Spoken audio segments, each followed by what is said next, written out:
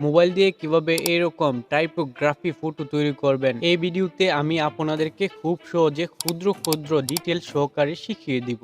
চলুন ভিডিওটি শুরু করা যাক। আপনাদের কাছে একটাই অনুরোধ, ভিডিওটি দেখার পূর্বে অবশ্যই একটি লাইক দিয়ে দিন, আর সাবস্ক্রাইব যদি না করে থাকেন তাহলে সাবস্ক্রাইব করে পাশে থাকা বেল আইকনটি বাজিয়ে দিন। টাইপোগ্রাফি কাজটি করার জন্য আপনার মোবাইলে অবশ্যই পিক্সেলল্যাব অ্যাপসটি ইনস্টল করা থাকতে হবে, আর যদি ইনস্টল করা না থাকে তাহলে বরাবরের মতো প্লে স্টোর থেকে আপনি ইনস্টল করে নেবেন।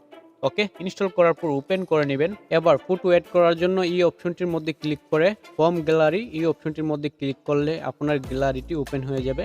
এখান থেকে আপনি যেই ফটোটির মধ্যে টাইপোগ্রাফি করতে চান ওই ফটোটাকে সিলেক্ট করে নেবেন।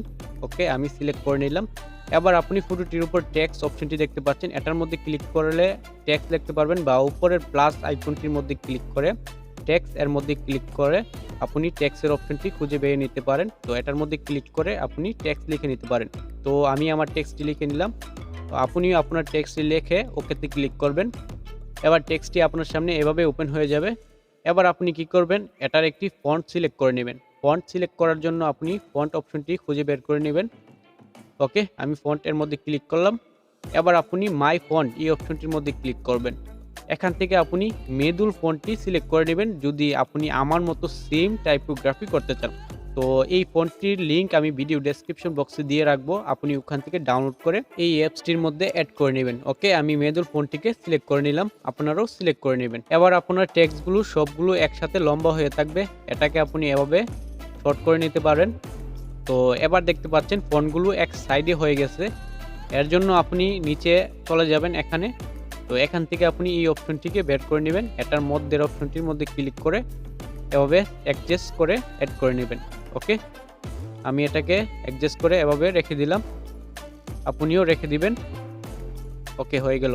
এবার এইগুলোর মধ্যে দেখতে পাচ্ছেন দূরত্ব একটু বেশি, মানে ফাঁকটা একটু বেশি। তো ফাঁকটাকে আপনি কমানোর জন্য এখান থেকে এই অপশনটিকে খুঁজে নেবেন। দেখুন, এই অপশনটি খুঁজে নেবেন, এটার মধ্যে ক্লিক করবেন। এখান থেকে আপনি এটার দূরত্বটি অর্থাৎ এর ফাঁকটি কমাতে পারবেন। তো এভাবে ভালোভাবে অ্যাডজাস্ট করে নেবেন আপনার ইচ্ছা মতো। আমি আমার ইচ্ছা মতো এভাবে রেখে দিলাম, দেখতে পাচ্ছেন। এবার আপনি কি করবেন, এই টেক্সটগুলোকে ভালোভাবে অ্যাডজাস্ট করে আপনার ফটো অনুযায়ী রেখে দিবেন। দেখবেন যে আপনার ফটোর কোন জায়গার মধ্যে ভালো মানায়। তো আমি আমার ফটোটি অনুযায়ী চেক করে নিচ্ছি, আপনিও ঠিক এইরকমভাবে চেক করে নেবেন যে কোন জায়গায় রাখলে মানায়। তো আমি এটাকে এখানেই রেখে দিলাম, এখানেই একটু ভালো রাখতেছে। এবার ওকেতে ক্লিক করবেন। এবার কি করবেন, এবার আসল জিনিস, এটাকে আপনি কপি করে নেবেন। কপি করা হয়ে গেছে। এবার আপনি অ্যাডজাস্ট করে আবারও সেম টেক্সটগুলোর উপরে ভালোভাবে অ্যাডজাস্ট করে রেখে দিবেন, যাতে সেম টু সেম হয়ে যায়। অর্থাৎ যেই টেক্সটগুলোর উপরে রাখবেন সেই টেক্সটগুলো আর এই টেক্সটগুলো যাতে একদম সেম হয়ে যায়। ওকে, সেম হয়ে গেলে এবার আপনি টেক্সচার এর মধ্যে ক্লিক করবেন, দেখতে পাচ্ছেন টেক্সচার। তো এটার মধ্যে ক্লিক করবেন। এবার আপনি গ্যালারি এই অপশনটির মধ্যে ক্লিক করবেন। এখান থেকে আপনাকে একটি টেক্সচার ফটো অ্যাড করতে হবে, যেটি আপনাকে প্রথমে এই ভিডিও ডেসক্রিপশন বক্স থেকে ডাউনলোড করে নিতে হবে। তো আমি এই টেক্সচারটি আমার এই ভিডিও ডেসক্রিপশন বক্সে দিয়ে রাখবো, আপনি ডাউনলোড করে নেবেন। এবার ওকেতে ক্লিক করবেন।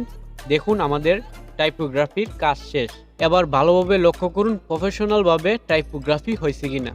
হয়ে গেলে আপনি উপরে সেভ বাটন এর মধ্যে ক্লিক করে আপনার গ্যালারির মধ্যে সেভ করে নেবেন। বাস, আপনার টাইপোগ্রাফি ফটো এডিটিং শেষ।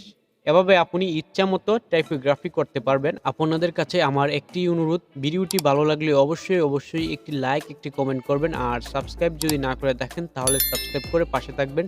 দেখা হবে পরবর্তী ভিডিওতে নতুন কিছু নিয়ে। সাথে থাকার জন্য আপনাকে অসংখ্য ধন্যবাদ।